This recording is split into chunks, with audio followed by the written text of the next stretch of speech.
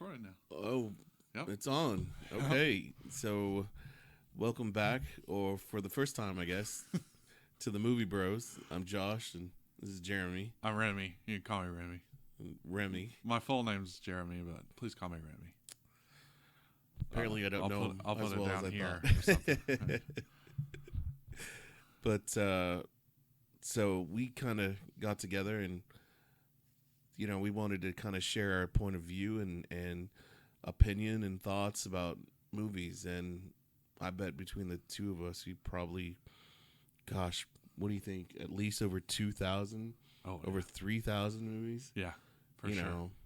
I've been watching movies for a long time. Same. Black and whites, still, no voice. I'm into classics, 60s, 70s, 80s, 90s. I remember when I got my first job, I wanted to buy movies. Yeah. And I went to like used movie stores, and I would just buy them up. I would just buy all the movies I could.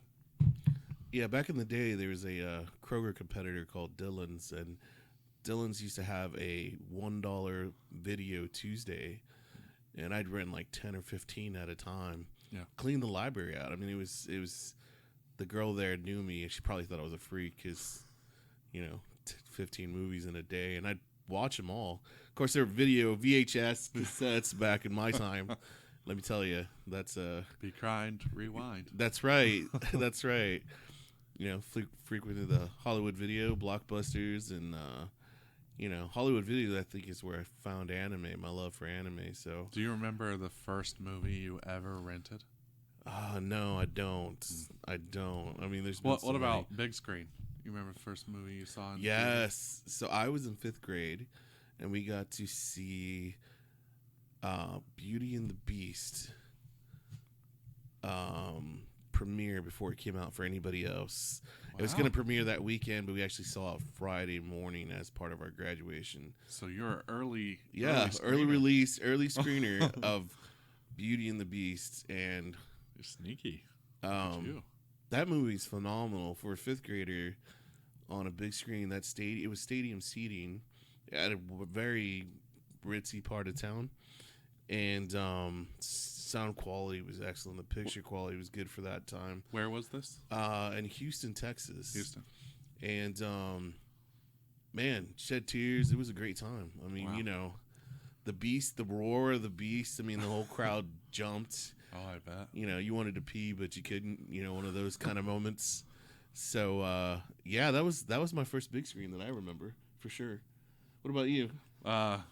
It's unfortunate, but maybe there's people out there that will appreciate it. But my very first one was the Mighty Morphin Power Rangers movie.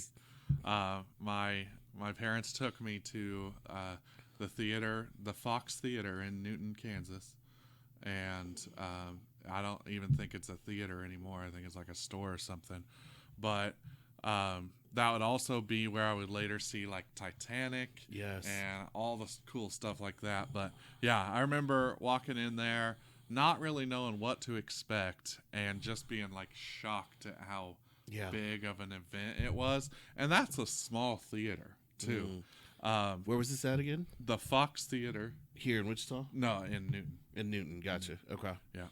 Yeah, and it was incredible. I mean, I'd later see like tons of classics there, and one of my most memorable things is like I felt like VIP because we would enter through the back door, nice. Which is right by the screen of the theater, nice. And they just allowed that. I don't know why, but I always felt important when I walked in next to the big screen that I would eventually watch the movie on. And I mean, I was like 5, I think. Gotcha. Yeah. How many seats do you think that had? Oh, probably 200. 200. Okay. Yeah.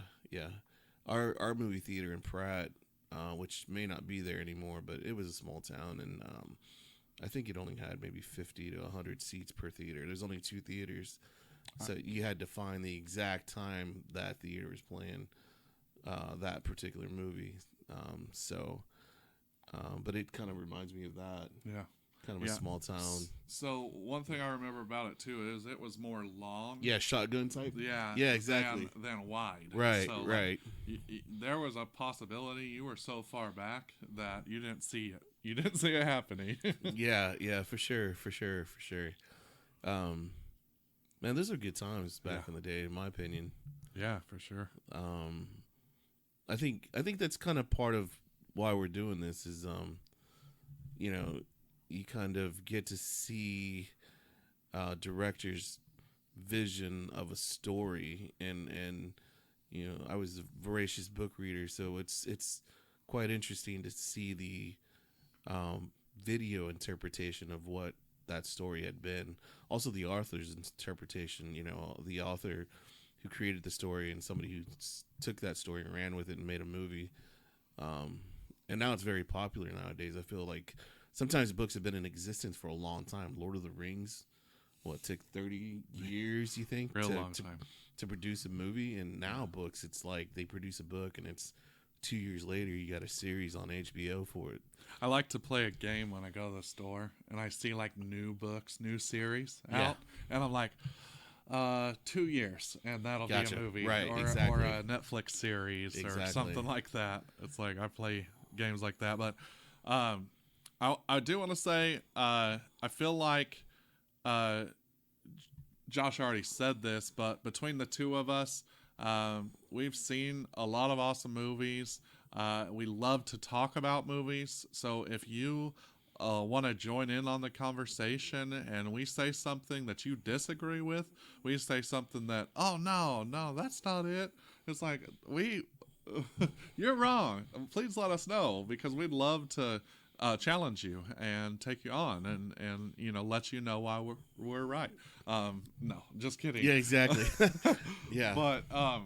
But no, I think that would be fun, is if you comment down below. Like, we're going to have some lists on the podcast of movies we think are awesome. We're going to have other things on the show that basically we go, off the dome. We're not going to pre-think very much of the shows. We're going to talk about them like, hey, I'd like to fit this in at some point. But we're going to come off our brain. It's like, so if we can even recant some things sometimes, because we'll be like, I don't know about you, but for me, I'll occasionally say, oh yeah, that's like one of my favorite movies, and then I'll rewatch it.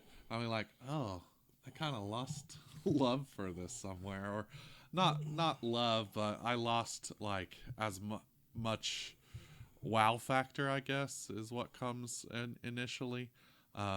But like, there's movies out there that I could rewatch a million times and still love and be entertained by. Yeah. So and I'm the same way. I kind of do feel that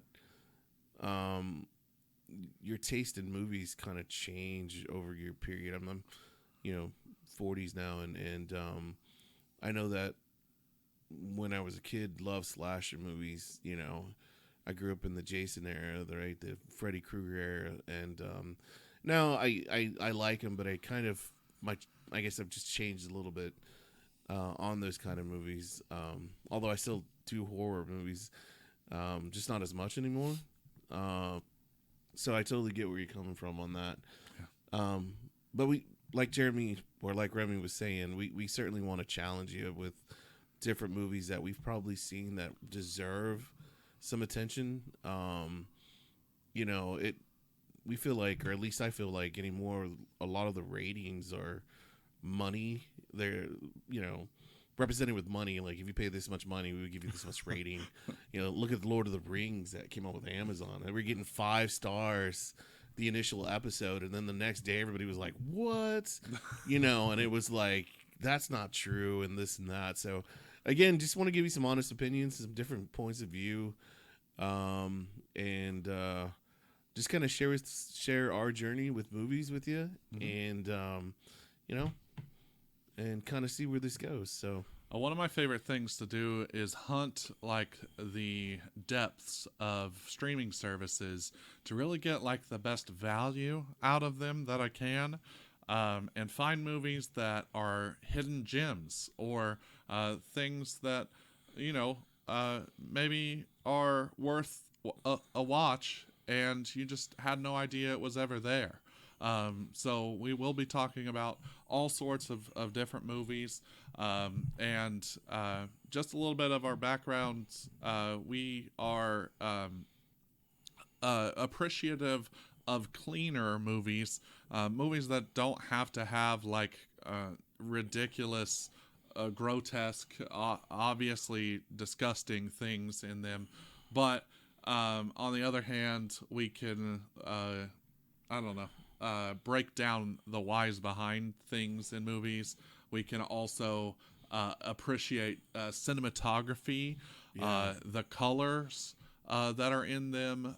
So you'll hear us discuss movies, and you'll hear us say, "Oh, I really liked this part of it, but I wish they didn't include this." And again, that's purely our opinion. That's like your opinion, man, right? Right, for sure, for sure. And it's just something I want to preface, is just we are two individuals that enjoy movies for their creativity in many different ways, and you'll hear us talk about those. So if you enjoy the movie and you're like, I actually like that part of it, let us know. Like, tell us in the comments, or you can, figure out how to contact us. Well, we're getting all that ways of contacting us together still, but we're recording some episodes because we're just eager to get this out. Yeah. And excited.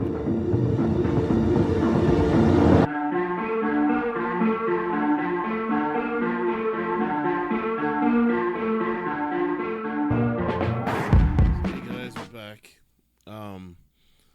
So I recently told Remy about Prey, done by Hulu. It's a Hulu original, if I remember right. And I was quite impressed. And so I think we're going to start our first episode kind of breaking down Prey a little bit. So we're going to go ahead and give you a warning, giant warning. If you haven't seen the movie Prey yet, spoilers, lots of spoilers. Lots of spoilers. Want to give you a second to turn away now. Go watch it on Hulu and then come right back and enjoy our conversation. But we don't want to spoil it if you don't like spoilers. So spoiler alert. Yes. Okay. Yes. Is that enough? Yeah, I hope that's enough. Okay. If Spoilers. not, yeah. We'll put it at the bottom. Right here. Spoilers. Yeah. Right here. Okay. I could do that. So, well, first I'll ask Jeremy, what'd you think? I thought it was great. Overall, like, if I went into this movie not expecting 100% what it was, I'd have been like, why is there a spaceship and what, I think they said it was 1718 Comanche Nation. I'm like, what? But, I knew, but then the second I saw those three little dots, Yeah. I knew right away. Yeah. Or the invisible creature with the dreads on the back of their What about the head. clicking noise? Yeah, Yeah, exactly. Right. Yeah. I'm like, all of those are just so telling that this is a Predator movie. Yeah. I really enjoyed this movie. I thought, first off, the actors were phenomenal. Like the young Indian actors there, and I was really grateful that they had actual indigenous actors playing these Comanche tribe. I think that's probably one of the greatest things. I mean, it's they could have easily gone down the road of having a white actor or just another portraying the tale in a different story, but the actors first were amazing. The lead character, I believe her name was Amanda. I'm sorry, Amber Midthunder. Yeah. Man, she was phenomenal. And, Yeah. and I'm gonna be biased here. I'm not really a great fan of women in action type scenarios.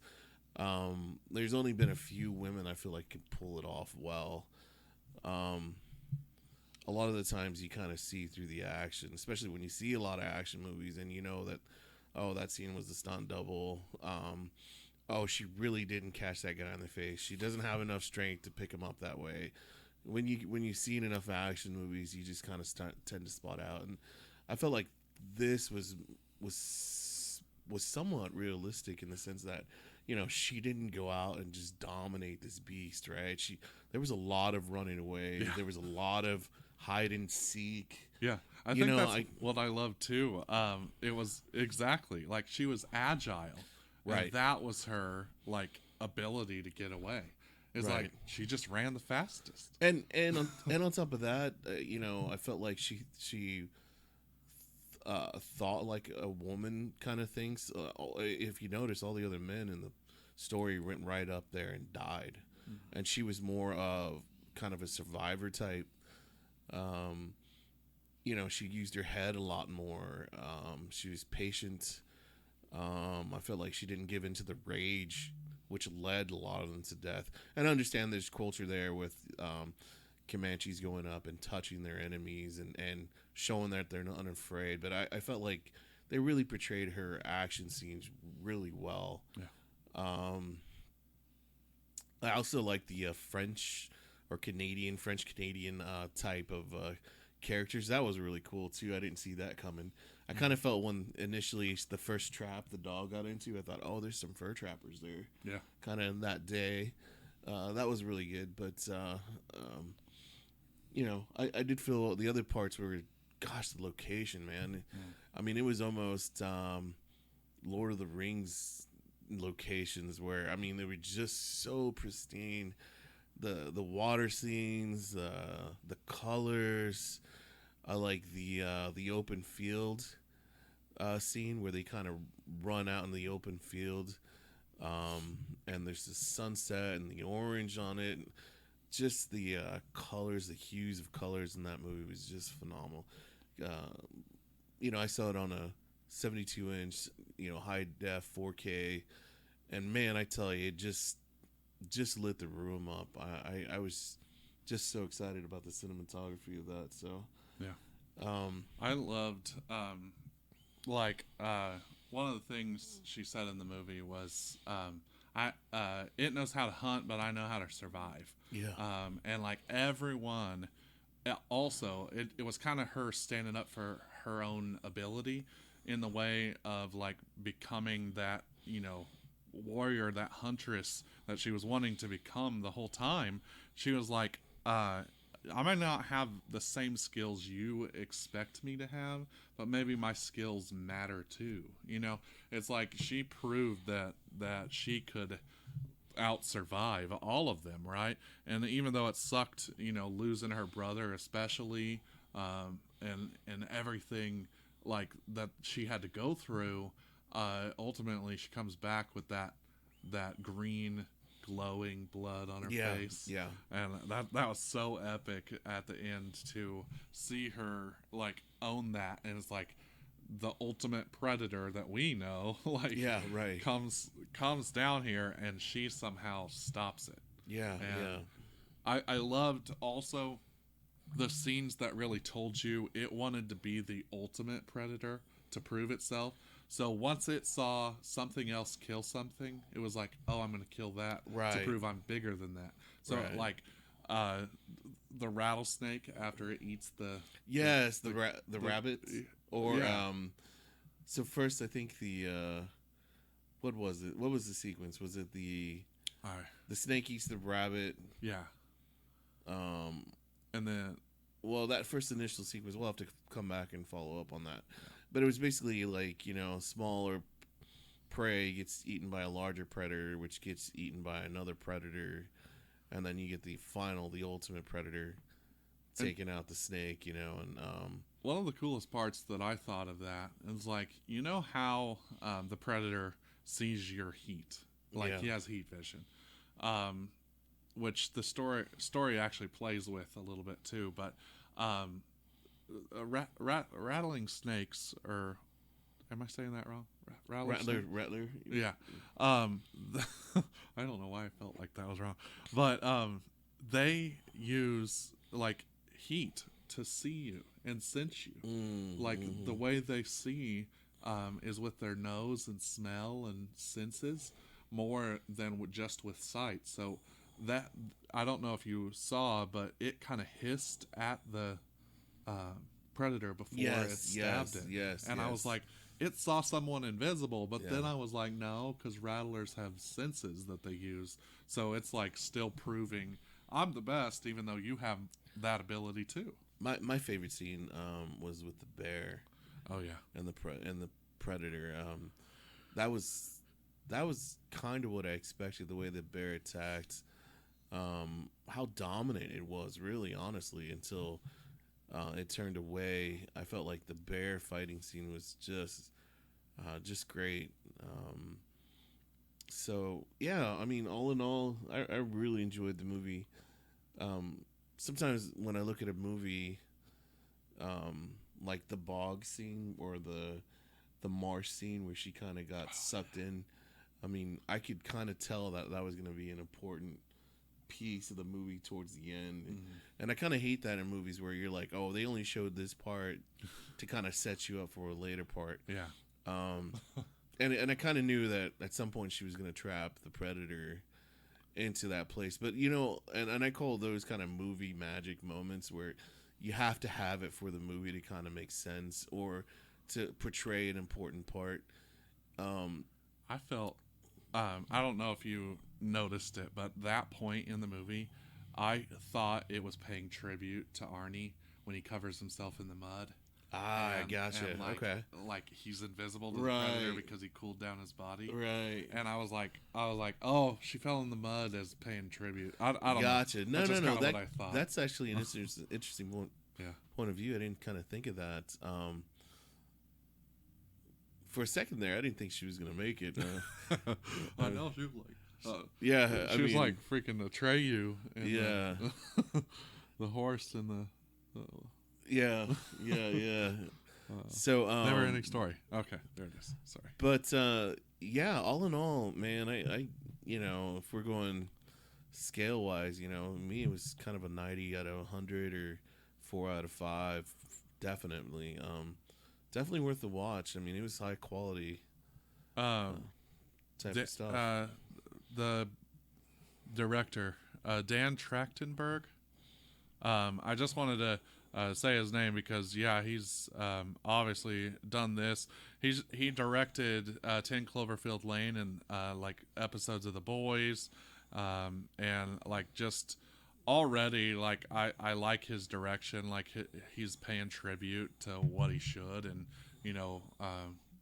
I just think he did a great job. I don't know. You could tell when people receive direction the proper way. One of the other really cool things about this movie, I watched it to the very end, through the credits. There's like Indian style like carvings on caves, and it tells the story of the movie. Yes, I saw that too. Actually, so cool. I saw that too. Actually, I love it when people do something like that. Pays tribute to the movie again. Yeah, it's kind of it's like if you eat a cake and then at the end they kind of just bring out this last little sweet piece of cookie or something extra. This is that one extra topping. But again, that just kind of goes to show like it's there's artistic vision there as opposed to we're just churning out movies to make a profit. Yeah. And we'll just pick tantalizing subjects or throw a bunch of naked girls in there just so somebody will go see it, right? Just for a profit. Yeah. Again, to me that shows dedication to the art, and caring about the movies, the stuff that you produce. And so I thought it was a phenomenal film. I recommended watching it. What did you think? Excuse me. What did you think about English? Oh, so I was torn on that. I watched enough foreign movies that I'm okay with them using the native language. I feel like it gives it more authenticity, because they didn't speak English, and and they didn't use the traditional like 1960s Navajo speak, where they're kind of like speaking like Golden Bear, me shoot arrow and for tree, right? To be honest, I would have preferred it to be all Comanche and preferred the French Canadians. I mean, they didn't kind of use English on the French Canadians. They spoke French, if I'm not mistaken. It did. Yeah. What was the other? There was another. So I kind of felt like I know they do it for American audiences, but to me, I would enjoy it that much more thoroughly to hear the actual Comanche tongue. I mean, I just have a knack for languages, anyways, and so I'm not against it. I get it because it's you kind of pitch the movie to the audience you're trying to hit, right? And we're going for English here, right? An American audience, and actually, English is spoken prevalent throughout all of the world, but if it was my druthers, my money, my picture, I'd prefer it in the natural Comanche language. So the way I kind of saw it, and what made me okay with it was they do use some Comanche at first, and then the more we got like into her story, is when they started speaking more English. And as a D&D player, Yeah. I see that as like common. Like they're speaking common. Right, correct. So instead of actually speaking our language or whatever, like English, they're actually just, now we can understand it. It's like we have the little fish from Hitchhiker's Guide in our ear. Yeah, exactly. But then the reason I brought that up is because I saw that there's a full Comanche dub. Yes. After the show, and so you can watch it in all Comanche. Yeah, and I think I'll go back and watch that one. As well. I mean, I really, to me, I don't know if you remember a movie with Antonio Banderas called The 13th Warrior, and it's kind of came out in like the 90s, and it's about this. Actually, he portrayed like an Arabian prince or an Iranian prince, and he gets sent because he was having an affair, and he gets sent to this other, and that's a movie we're gonna have to get you to watch. But essentially, the movie, he goes out with these Vikings, and they speak Norwegian or some Polish, whatever language, Swedish, whatever language is out in that area, and he sits there, and you don't understand anything that they're saying, but he sits there and studies the language, and as the night goes on, he begins to interpret the language, and then you start to hear it in English. That's cool. Right. So they were speaking native, and all of a sudden you're starting to hear certain words in English, and then you're able to get the full comprehension. And I kind of felt like that's how Prey did it a little bit. But that was one of the coolest language transitions, I thought. Yeah. Coming from the 13th Warrior. And we certainly got to get you to watch that one. It's phenomenal. It's another one that kind of slipped under the radar that did well, but, it's... I feel like marketing was way different kind of back in the 90s. I really enjoyed it.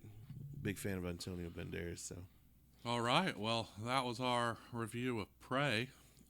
We'll continue the episode here in a moment.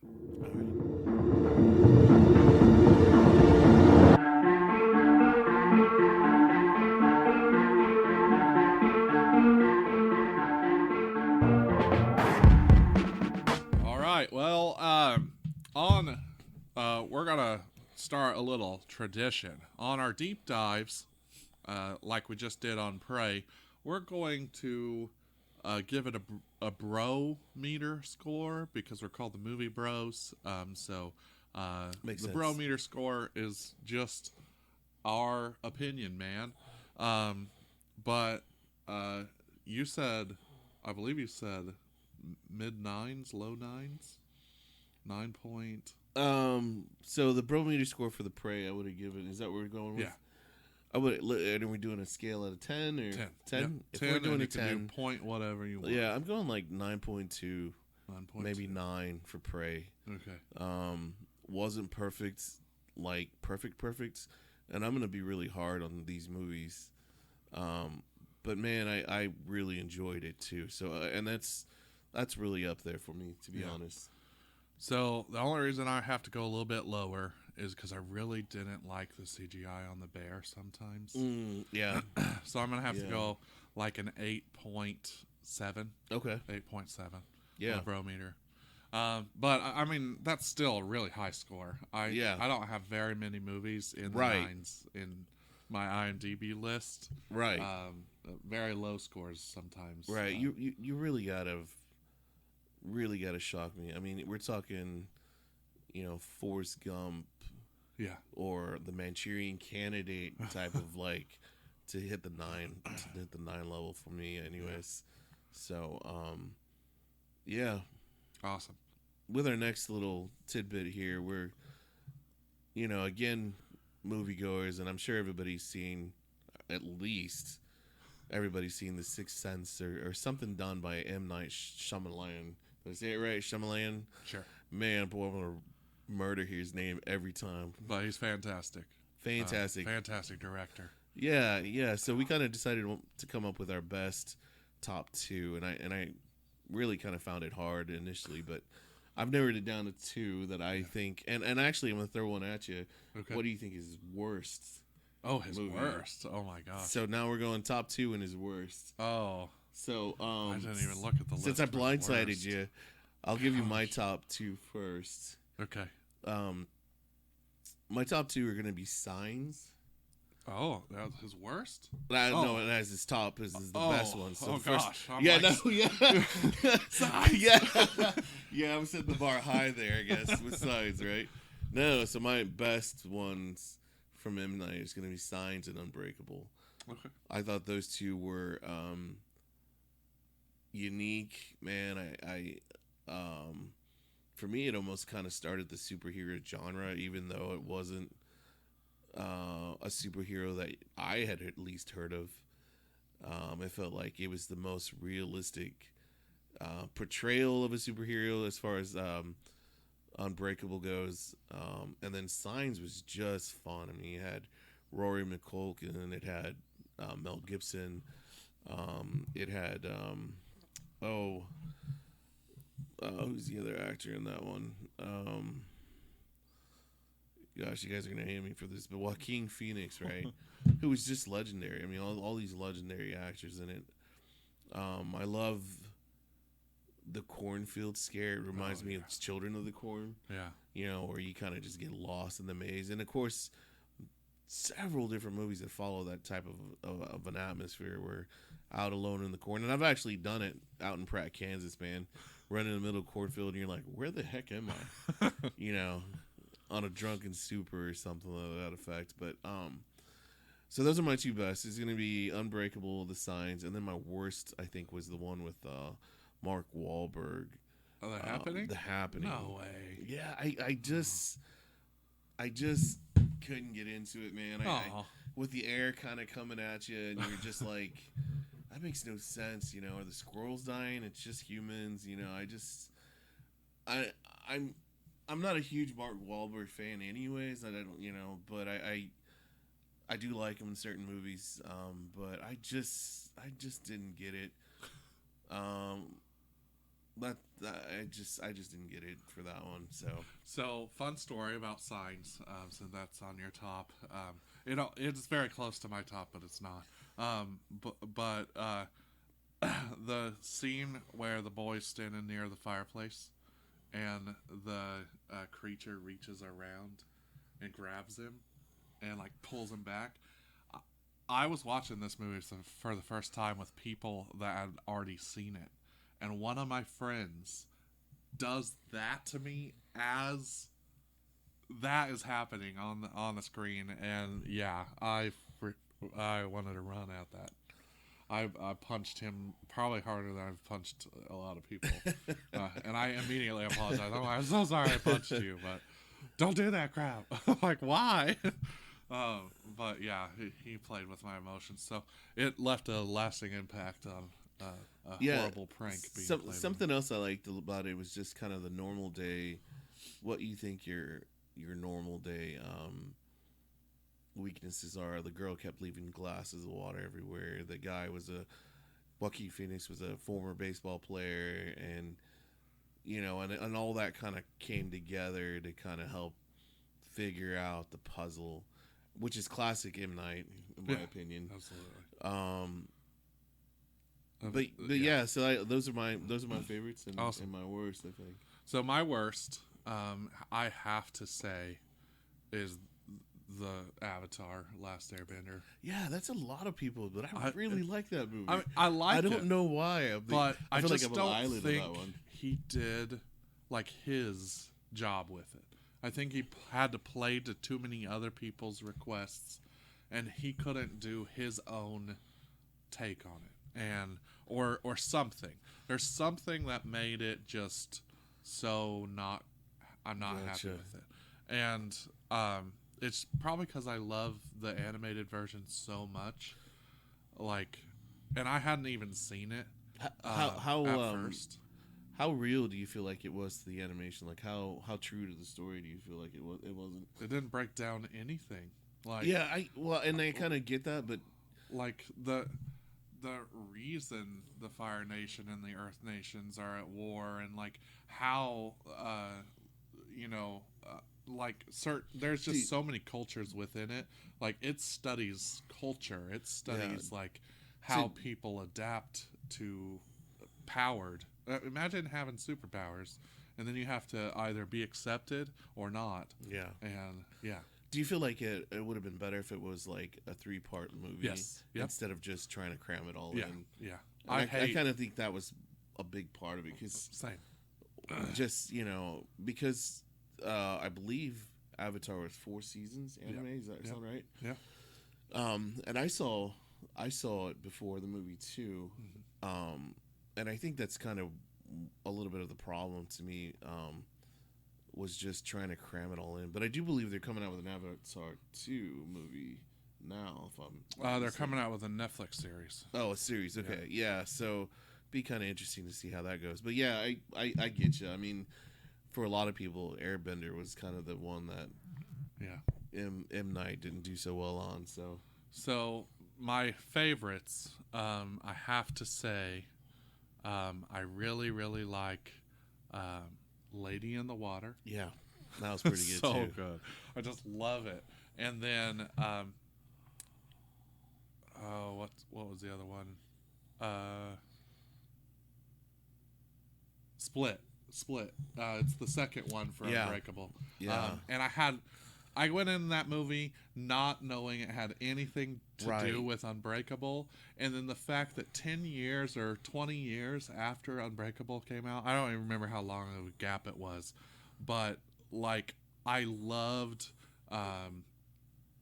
all the performances in it. I would say John McAvoy, I think is his name. Yes.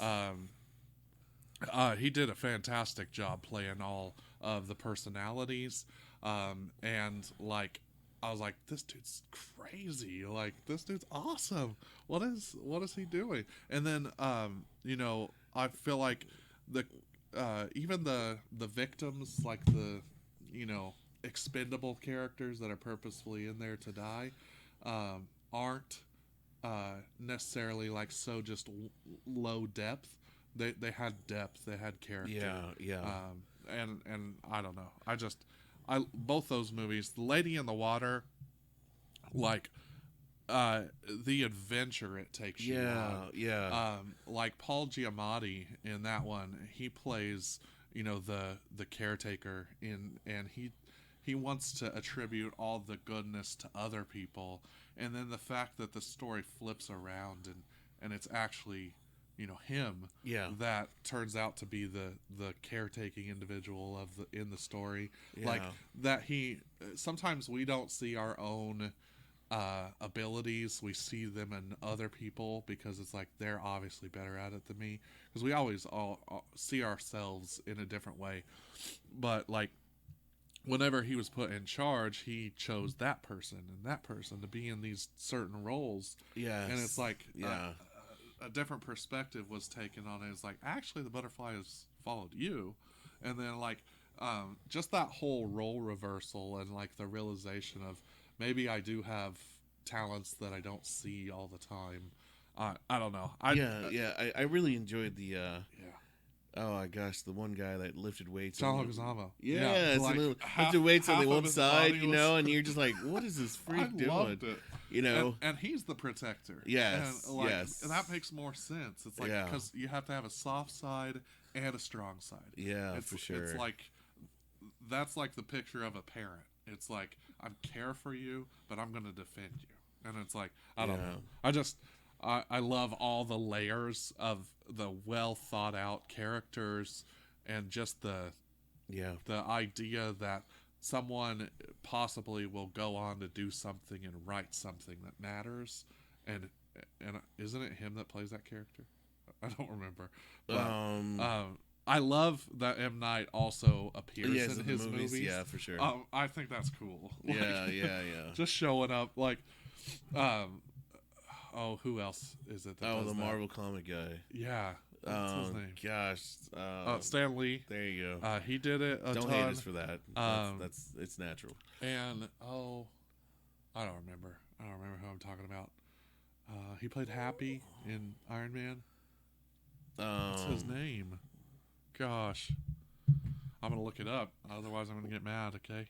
Yeah. So just to kind of go off of that, I thought Lady in the Water was so creative. Love the style. I love the little demon thing where you can only see it at certain angles, and if I remember right, the grass dog. Thing. Yeah. So cool. And to kind of go back to Split. When I first saw that movie, I thought, oh, great, here we go. Another weird slasher movie where some dude's going to lock up a chick in a basement and do horrible things, right? And I'm like, come on, man. You know, I'm so tired of those kind of movies to where, you know, it's just... No depth. Yeah, right. And it's all, you know, it's like, you know, that's... I don't really want to watch that, to be honest. I'm not really kind of into that. I don't even know why we still make movies like that, you know.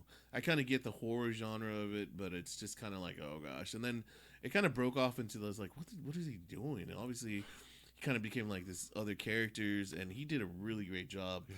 Reminded me of the Stephen King movie where the beast and what's it called? I'll have to find it, but the one character plays multiple personalities.